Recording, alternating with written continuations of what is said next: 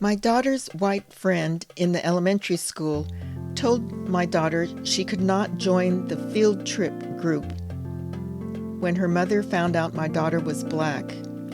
How to prepare your kids to be resilient in a world that is still race conscious. My next guest is Dr. Erlanger Turner, the author of Raising Resilient Black Kids. He is a national and international expert on mental health. He was the first African American male to be president of the Society for Child and Family Policy and Practice, a division of the American Psychological Association. He is easy to talk to. We have 2 questions from 2 parents and 1 teacher. Stay tuned. Baransu Balance Podcast with Dr. Ince emphasizes the interdependence and importance of a healthy mind, body, and soul. Welcome to another episode of Baransu Balance Podcast. Today we have Dr. Erlanger Turner, known as Dr. Earl, a practicing clinical psychologist from Southern California. I'm so excited to have him here today. He is an author and professor of psychology, tenured professor at the Pepperdine University in Los Angeles, California. He's a media psychology commentator, quoted and featured on various media outlets like USA Today, the Oprah magazine, CNN, Washington Post, and more. Welcome, Dr. Earl. Thank you so much for having me. Okay. So today we want to discuss or have a conversation about your most recent book entitled Raising Resilient Black Kids. And I want to start off with a quote from your book. It says, parents are often concerned about having the race talk and can make their concerned that the race talk can make their child feel more negative about society. But in reality, not talking about it can lead them to internalize those negative messages about their race. So, Keisha, we have some questions from our listeners. Keisha from Houston asks, how would you start the conversation, the talk? And it's a 4-part question. How do you know, if your talk has had an impact, positive or negative? And what does a follow-up conversation look like? And what age should it take place? I don't ever remember specifically having the talk with one example that I may give a little bit later. Yeah. Okay. Yeah, no, I will do my best to respond to those. And if I forget, feel free to sort of ask again. Okay. I think I'll start with the question about when to start, like what age. So I Okay. think that, a lot of times it is that parents are unsure about, should they have this conversation, and like when is the earliest that they should have the conversation. And so I think for me, a lot of times I think back to like, what do we know from science and how kids begin to like recognize sort of racial differences sort of at a basic level. And we know that at a very young age, somewhere around age 3, children begin to notice racial differences. Obviously, they don't have the cognitive functioning to like make some of the connections and things that we might as adults as it relates to race, but they notice that their skin color may be different, from others. And they may be more likely to gravitate towards, their peers that look like them. And so for me, I think when it comes to like having this conversation about race and more specifically about racial differences, that you want to begin that, I would say somewhere around age 5. And for me, that sort of marks that transition where kids may now be like leaving the home to go into like the school environment, for example. And so they're going to be exposed to a lot of different things that we know that kids, in that preschool age begin to experience, to be treated differently, from their peers by their teachers. And so I think that's an appropriate time to begin to talk with kids about, your race and that people are different and there are all different kinds of different people from different ethnic and racial backgrounds. And it doesn't have to be like focusing on like the negative, pieces in particular about like you being treated differently because of your race. But I do think that having some dialogue around that and really fostering the sense of like who they are is really important to begin that conversation. I would say around age, somewhere around age 5.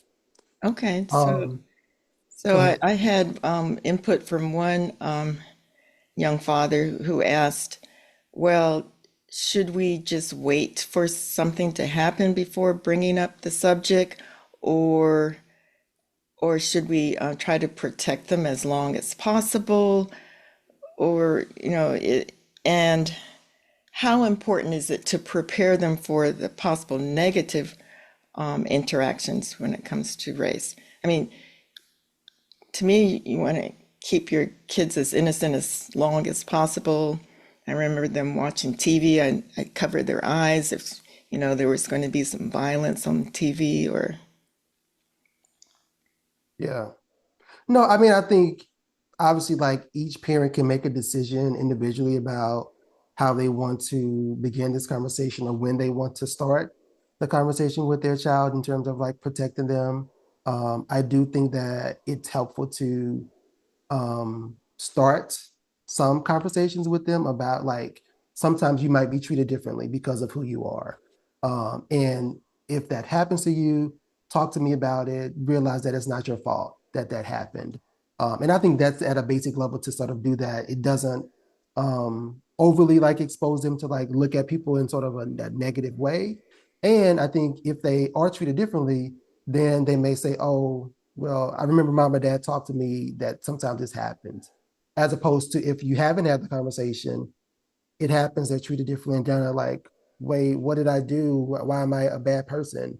And so now that's when you begin to have them maybe potentially internalize some of those messages about like being black is a bad or negative thing. Okay, So I think for me, those are the ways that I sort of think about it when I sort of approach the conversation with parents.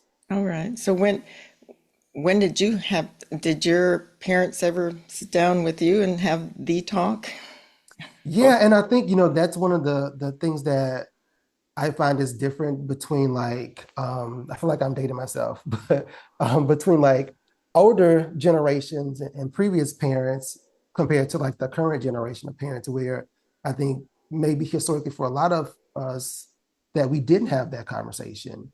And I think I may have talked about this in the book that I never had a direct conversation with my parents about that. I also grew up in Baton Rouge, Louisiana, where I was in a community that was predominantly Black and African American. And so I think there was a less likelihood that I was interacting with others that were sort of different from my racial group until I got into like high school, where things were, much more sort of diverse. And obviously, college, I went to a predominantly white institution. And so definitely having a stronger insight about some of these things at that particular age. So I do think that there are times where you may not have the conversation with your child. You may decide not to have the conversation, and they may be okay.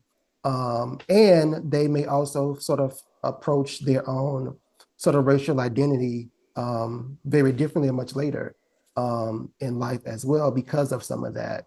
okay, And it's not necessarily a negative thing to sort of do that, but I think one of the things I talk about in my class when I teach this, I teach a cultural competency, a multicultural class, okay, is that the ways that we become to have this awareness about our race and our identity differs for all of us.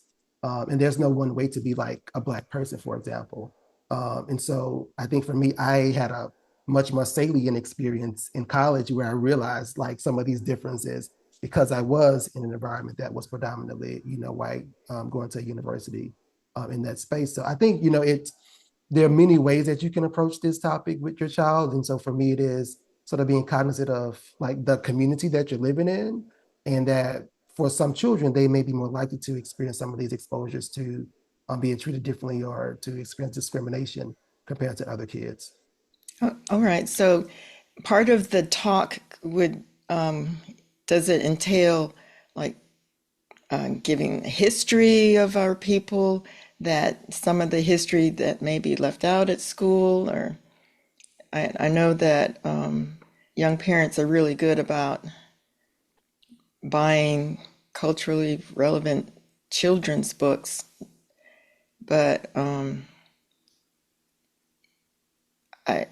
I in my granddaughter's case, there's books about the different princesses. Mhm.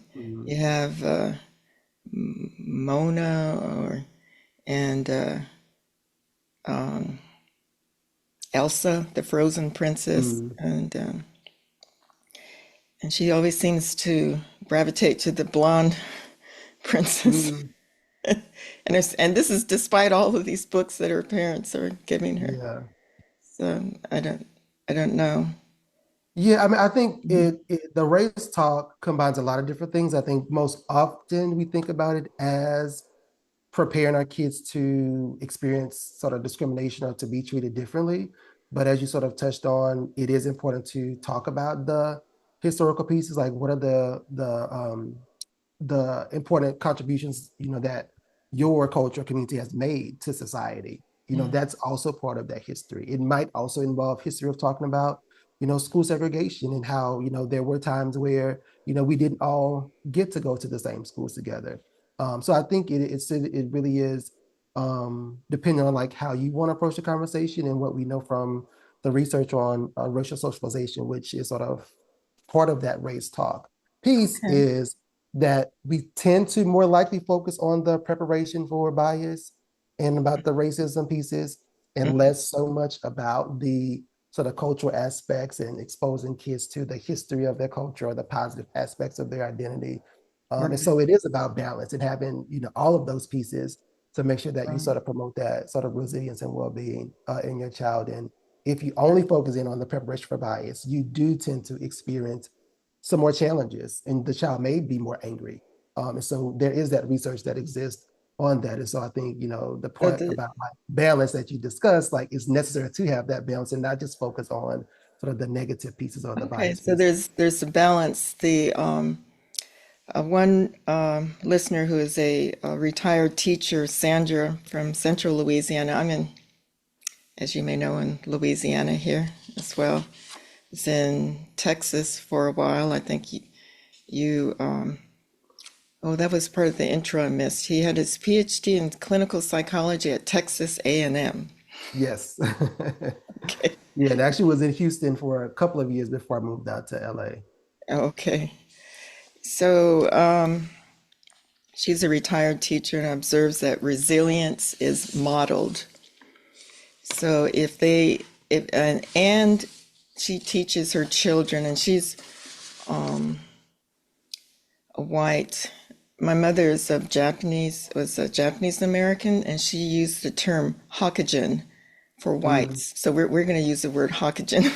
She's of okay. the Hokkien persuasion, and she teaches her children, her actual children, and not to have assumptions.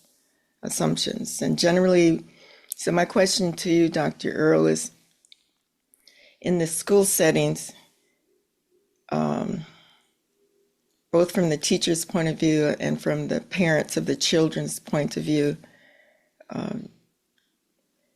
you do not want a teacher to have a false assumption about your child.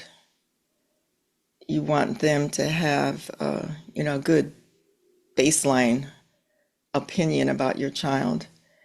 And what do you have any comment about that, about the assumptions that, which is almost another word for prejudice, prejudging people?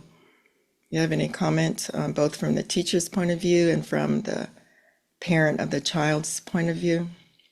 Yeah, no, that's absolutely important. And I do think that there may be times where teachers really work hard to not sort of have these preconceived biases or notions about a child, especially like a Black child. But the piece that I always sort of, remind people of is that we all have these biases and assumptions that we make about people. Even if we talk about sort of implicit bias, which has been talked about a lot, that for Black people, sometimes we also have this implicit bias, towards our own community as well. And so those are things that we get these messages so often from, the media, from television, from movies. And so it's hard to not have some bias or perceptions about a community.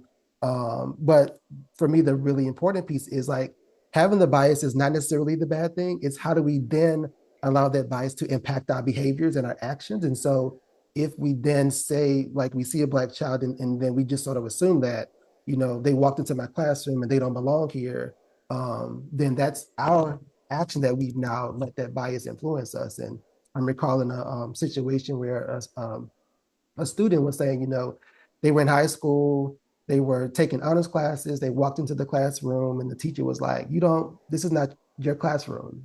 Well, yes, it's on my schedule. I'm in this honors classroom. So the teacher had this assumption that the Black student couldn't be, in this honors class. She wasn't intelligent or smart enough to be there. So I think it is important for teachers to like take a moment and pause before you act. And that can maybe help prevent those biases from really showing up in your actions. And I think as a parent, if that happens, to have a dialogue and conversation, with the teacher about that. What are the ways that they could change up their behaviors in the future to make sure that they don't engage in some of those actions? And I think also take responsibility. A lot of times we see where school administrators have situations where parents or students report these situations around sort of biases or racial discrimination, and then there's no consequence or no action, no responsibility that's taken on behalf of the teacher or the school. And so that's another piece of that is sort of repairing that relationship to say, I need to take accountability for this. And so I think that's really important for parents to make sure that the schools and the teachers are also doing that and moving forward and not, repeating these same things with their child again or with other students. Okay, so two quick teacher stories. My daughter, some years ago, was in high school, and as you know, I'm a medical doctor. My husband is an accountant, and in middle school, my daughter used to play the viola. When she got to high school, she got a B in like social studies class, which doesn't sound bad, but the two of us, my husband and I, went to the teacher at one of the parent-student conferences and asked, what could be done or how we could encourage our daughter to get an A. Well, she said, some students are just not A students. That's what she said. But my husband and I, we just sat up straight, and we were all dressed properly, and then we told her about our daughter was, played the viola in middle school, and just really talked up the oldest daughter. And the same teacher gave another story, if my memory is correct, about an adopted child that she had who was of Asian background. And she gave the example, and this child, I don't have to do anything. She's just does her thing at school. Yeah. I don't know the exact history, how old the child was when she was adopted or what. But to me, it just rang. I mean, it just is instant. It sounded like she was prejudging my child. So we never, told Nadia that story. And she may hear this story now with this broadcast. But the very next report card period, she got an A, and it was no difference as far as I could tell. We never told Nadia to, step up her game. Yeah. So, And I think, there are a lot of instances where I think we recognize that their bias might be playing a role in some of those things, and we may be silent, and nothing sort of changed. So I think it's possible that that teacher from that conversation that you had was like, maybe I am doing this, even though she maybe didn't want to admit it to you in that moment. It sort of made her sort of think about like, am I actually maybe grading this student differently, compared to other students? So I yeah. do So, think that, those conversations are really helpful and important. So then another quick story from a teacher's point of view.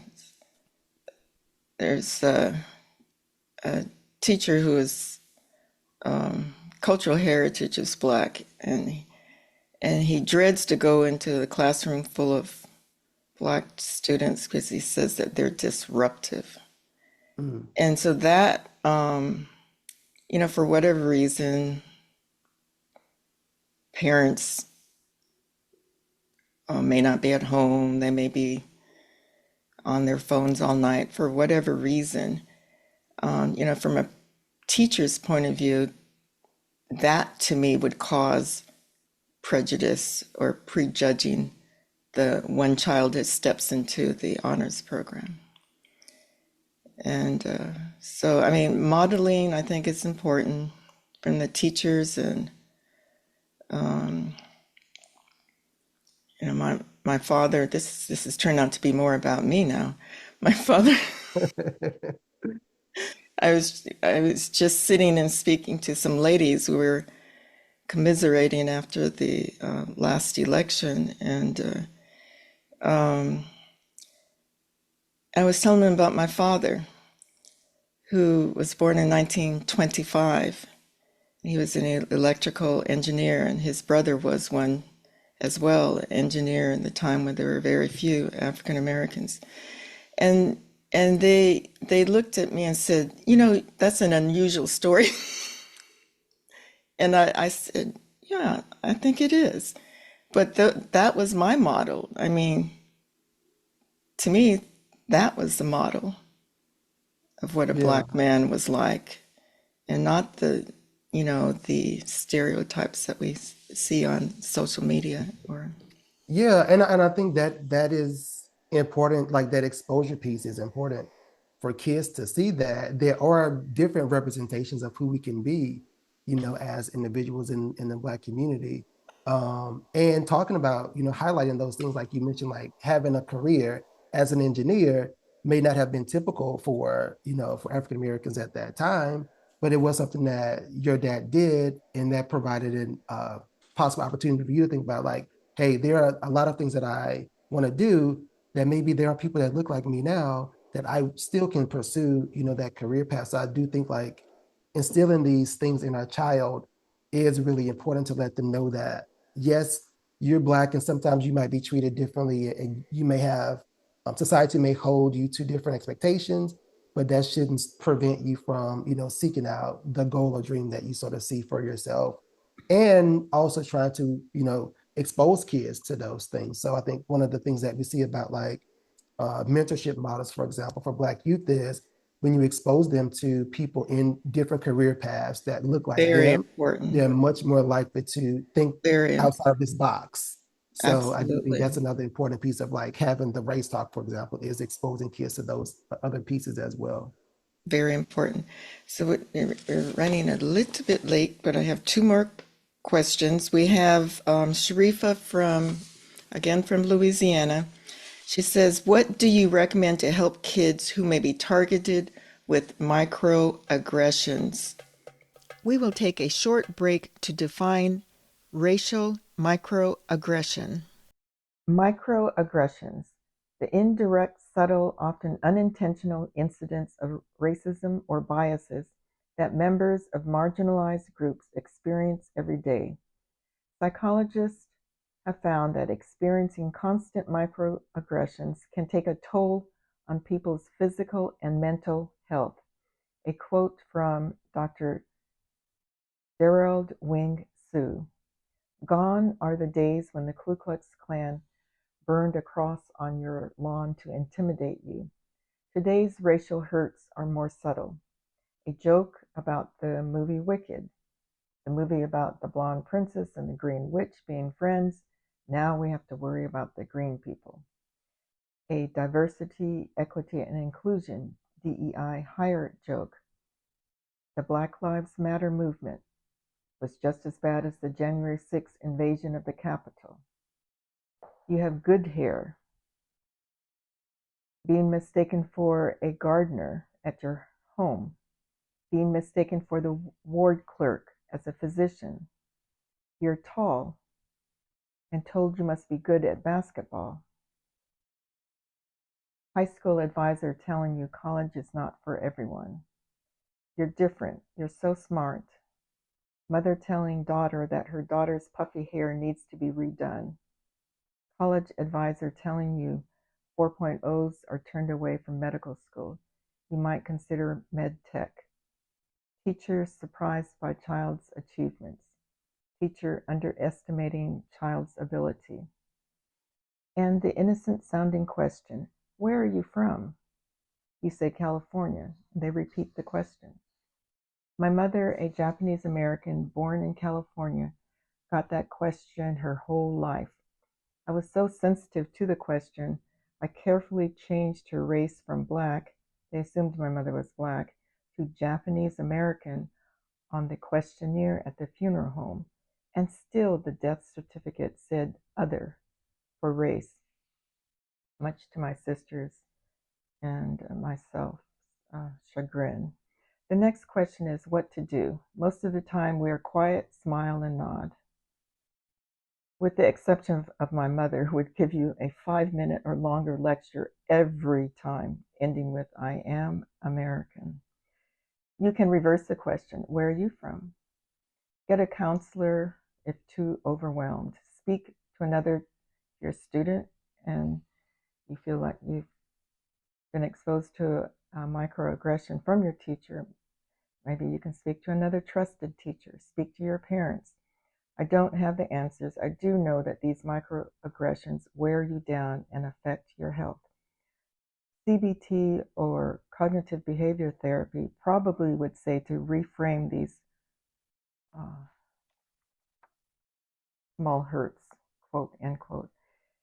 That's a lot of reframing. These occur multiple times a day. The perpetrators are innocent and did not mean to hurt, just a joke. Again, get help. To first recognize that it is a microaggression, because kids are so innocent and maybe it's okay for them to be innocent. And number two, how to respond, and would that response be different if it was like a teacher or a peer? Yeah, so I do think like we've seen historically where like racial discrimination may have been maybe less blatant than it was, decades ago. And so I think sometimes like the assumption about like the honors, like you don't belong in the honors class would be considered a microaggression. So I think just sort of, talking with kids about there are different ways that racial discrimination or microaggression shows up. Sometimes it is like people assuming that you don't belong in certain places, or they may, not try to focus on pronouncing your name correctly if you have a unique name. And so if it is a teacher or an adult, obviously I think sometimes it may be like, well, I want to say something, but I'm not sure how to approach this. And so now maybe it is telling your kid that if an adult or teacher makes these statements towards you, come home, let me know about it so that I can sort of intervene. And that you may be more likely to see some change in that environment as opposed to if a student sort of approaches a teacher like that, because then it's like, well, now you're being disruptive in my classroom, for example, and you get another dynamic there. I think if it is another peer, then, try to encourage them like how to stand up for themselves in some type of way. So that way, they can call out that behavior. And we know that one of the ways to reduce hate and bias is to not be silent about it. And yes, it's difficult to sometimes speak up because you sometimes are in shock and don't know, like, hey, did this just really happen? And so I think just sort of talking with kids about those things, and also like practicing and modeling for them, like how to do this. So let's do a role play. Let's say a student does this, like how would you handle this, and then sort of walk them through that so that they feel confident to be able to sort of stand up in those particular moments. Okay, so the role play, that sounds like a good idea to prepare the kids. And you're right, it's sometimes it's hard to think in the moment. You can always think of what you should have said, Yeah. hours later or the next day. But so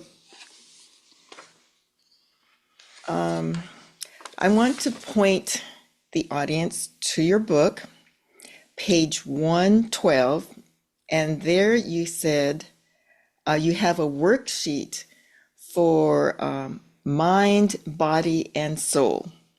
response to racial stress, which in one quote you said can happen several times a day on average, from one of the sources that you quoted. So tell me a little bit about the concept in that chapter. You use the word mindfulness, and we hear that a lot. Mindful breathing, eating, and walking. Just a couple of practical examples. And Mhm. I even like the mindful eating part. If you can start with that. Yeah, no, so I think for me, like really one of the reasons so as you mentioned, like mindfulness is one of those words or things that's talked about a lot today, and it's been around for centuries. But for mindful eating, I think I wanted to emphasize that because I think sometimes when we are experience stress, that we get in this habit of like using food as a coping mechanism. And sometimes we, Mindlessly yes, eating mindless as eating and opposed to overeating. mindful. Yeah. Yeah, exactly. So, and I mean, I think we've all had those moments. I joke in the book about, I like chocolate chip cookies, and so there are moments where I'm stressed and I might eat a couple rows of chocolate chip cookies if I buy them at the store. And so I think just sort of being mindful and it allows you to like slow down, pace yourself, really deal with some of the things that you're stressed out with and process those emotions and feelings.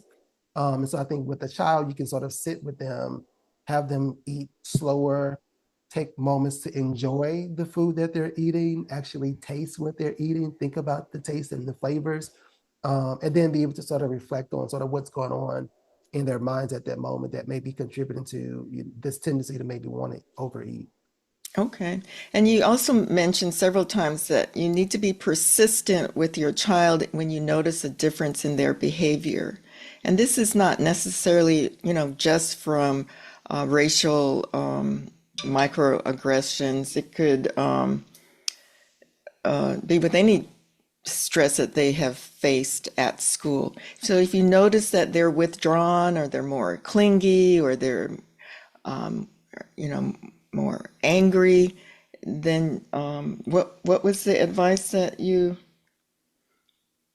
you so I gave think them? for me it is like maintaining this open communication with your child about everything that they may be dealing with. And so if you are able to sort of check in and have those moments where they can feel comfortable talking with you about things that are going on, they're more likely to actually talk with you when they experience some type of, racism or discrimination. So that's a really important piece for why I wanted to emphasize that for parents. So like just have a check-in. Sometimes it doesn't have to always be like serious conversations that you're sort of focused on. And so I think that relationship piece is really important to have that strong connection with your Mhm. child, and they may feel more comfortable, talking with Right, you about right. You difficult you gave the things. example of the cheerleader who was so excited about going to joining the squad, and then subsequent days, she was more melancholy and made up excuses about not wanting to go to practice, and then you know finally the parent found out it was because the coach had made a comment about Mm-hmm. her hair, her puffs. I guess she didn't blend in with the others, but it's not something that a child would normally tell their parents. They just have to be observant. Yeah, absolutely. And I think, the point that you sort of touched on is like kids sometimes don't always verbally communicate things that are going on with them, but there are other ways that they communicate things that are going on. And sometimes it is when they sort of withdraw or they experience and express different types of emotions. And that's sort of a key for us as a parent to say, hey, I need to figure out like what's going on with my child. Okay. So I want to end, Dr. Earl, by asking what led you to write this book, and what gets you up in the morning, and why. Yeah. And the last time we met, because I had the privilege of speaking with you a few years ago, I asked what motivates you. Yeah. So I think one of the things that got me into the field of psychology was just because there wasn't a lot of representation. And we still know that there are like 3 to 4% of psychologists that identify as African American and Black. So the numbers are really small. And so that's really what motivated me to get into the field and why I mentor, students as well into the profession. And so I really wanted to write this book because I know that a lot of people are struggling with this topic in conversation, and especially, in the wake of what happened with George Floyd, there were much more conversations around like, how do we address these issues? And obviously, our parents have dealt with it, our grandparents have dealt with it, and so it's been an ongoing issue. But I think I realized there wasn't really a tool that existed for parents to really think about, like, how do I walk through these things? And we know therapy can be helpful, but everybody doesn't either want to go to therapy or doesn't have access to it. And so this, I think, is a really helpful, unique resource that is put together to really walk through parents about really just sort of understanding a little bit about how their children are impacted by racial discrimination, and then what are some simple strategies that they can be able to do, at home with their child to really help them to be more resilient. Okay. All right. Well, thank you. And how can our audience reach you? It's your website is, what is it? Yes, so my website is my full name, Dr. Erlanger Turner. That's ErlangerTurner. I'm also on social media at Dr. Earl Turner. So you can find me on most of the socials, Instagram, Facebook, by using Dr. Earl Turner. Okay. All right. Thank you so much. Until we meet again. And here are 3 takeaway points I came away with from Dr. Turner's book, Raising Resilient Black Kids, A Parent's Guide to Helping Children Cope with Racial Stress. Number 1, parents, be intentional. Expose your kids to positive Black culture, music, art, activism, church. Or watch documentaries with your older kids, like John Lewis, Good Trouble. Number 2, each child and situation is different. Listen to and observe your children's reactions to traumatic events or a series of what is known as microaggressions. Be your child's advocate while not hovering. A balance. That word, balance. Number 3, mindfulness. Definition per Dr. Turner is, quote, paying attention to the present moment without judgment and with self-compassion, end quote. A good example is to take time to enjoy your food, not eating mindlessly in front of a TV or scrolling through bad news. Grace and mercy for yourself. As a parent, we are not perfect. For your children's teachers and peers, and for your beautiful God-given children.